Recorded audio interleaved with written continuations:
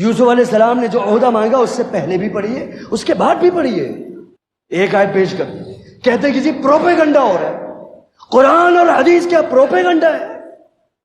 اللہ کا قرآن، محمد صلی اللہ علیہ وسلم کا فرمان اگر ہم سنا رہے ہیں تو کیا ہم پروپیگنڈا کر رہے ہیں؟ کیا یہ پروپیگنڈا ہے؟ یہ تو اللہ کا قرآن ہے اور اللہ کے نبی علیہ السلام کا فرمان ہے، یہ پروپیگنڈا نہیں ہے۔ یہ آپ کے لیے باعث نجات ہے، یہ آپ کو شر سے خیر کی طرف لے کر جائے گا۔ خیر کی ایک ہی بنیاد ہے، اللہ کا قرآن اور محمد الرسول اللہ صلی اللہ علیہ وسلم کا فرمان۔ کہا یوسف علیہ السلام نے، یہ آیت نمبر 56 کے اندر فرمایا، یوسف علیہ السلام نے کہا اجعلنی علی خزائن الارض، اے عزیز مصر، جو اس وقت مصر کا بادشاہ تھا۔ یوسف علیہ السلام نے ڈائریکٹ اس سے کہا، یہاں اپنی الیکشن کمپین نہیں چلائی انہوں نے کہ بھئی یہ عزیز مصر بادشاہ بڑا ظالم ہے، میں آ کر کھڑا ہوتا ہوں، اس کی غیبتیں کی، اپنی اچھائیاں بیان کی اور کھڑے ہو گئے الیکشن میں اور یہ میرا انتخابی نشان ہے۔ نہیں، ڈائریکٹ گئے عزیز مصر کے پاس جو وقت کا بادشاہ تھا، تم نے اگر عہدہ مانگنا ہے جاؤ جا کر وقت کی حکومت سے ڈائریکٹ عہدہ مانگو۔ یہ سسٹم تو قرآن اور حدیث کے خلاف ہے، اس میں کوئی دو رائے نہیں ہے، کوئی دو رائے نہیں۔ ڈائریکٹ جا کے یوسف علیہ السلام نے ڈائریکٹ عہدہ مانگا تھا عزیز مصر سے کہ اجعلنی علی خزائن الارض، مجھے وزیر خزانہ بنا دو۔ یہ جو بھی معاملات میں دیکھ رہا ہوں یہ معاملات بڑے ظالمانہ معاملات ہیں اور نااہل لوگ آئے ہوئے ہیں۔ اجعلنی علی خزائن الارض، مجھے زمین کے خزانوں پر مقرر کر دو۔ انی حفیظ علیم، میں حفاظت کرنے والا بھی ہوں اور جاننے والا بھی ہوں۔ یہ وقت کے پیغمبر ہیں جن پر وحی اترتی ہے، یہ کوئی عام امیدوار نہیں ہے، وقت کے پیغمبر ہیں۔ انی حفیظ علیم، میں زمین کے خزانوں کی حفاظت کرنے والا ہوں اور علیم، علم رکھنے والا ہوں۔ اللہ نے کیسا علم دیا تھا یوسف علیہ السلام، اور وہی علم جیل سے نکلنے کا سبب بنا۔ اور دوسری بات، یہ جو آیت پیش کی جاتی ہے کہ یوسف علیہ السلام نے بھی کہا، اس پر غور کیجئے۔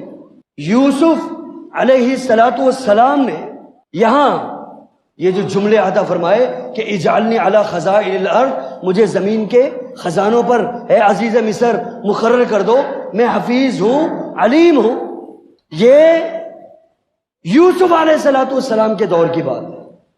اس وقت کون سی شریعت تھی؟ یعقوب علیہ السلام کی شریعت تھی۔ کیا اللہ کے قرآن اور نبی علیہ السلام کے فرمان نے آ کر ان شریعتوں کو منسوخ نہیں کیا؟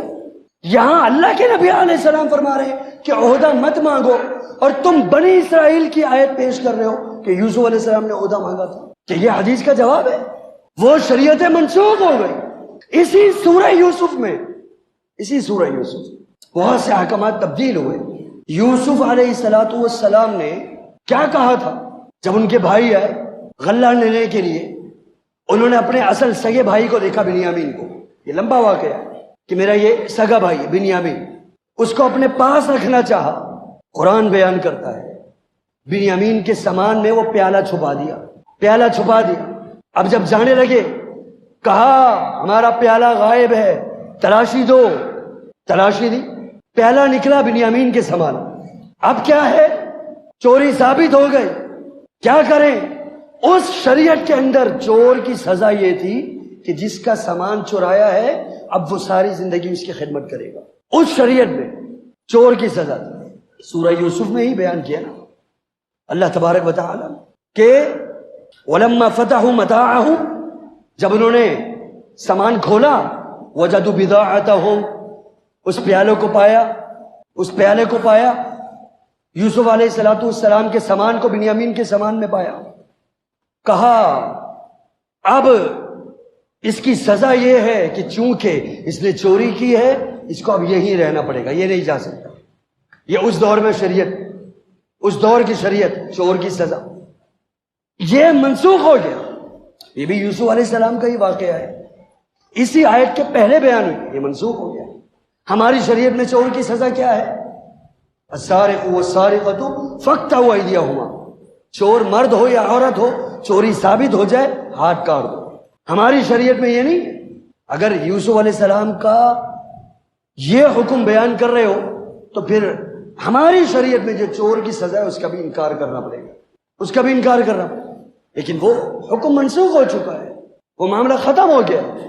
اچھا، اسی سورہ یوسف میں، اسی واقعہ میں، جب یوسف علیہ السلام نے جیل کے اندر خوابوں کی تعبیر بتائی، 2 قیدیوں کو خوابوں کی تعبیر بتائی، وہ بڑے خوش ہوئے۔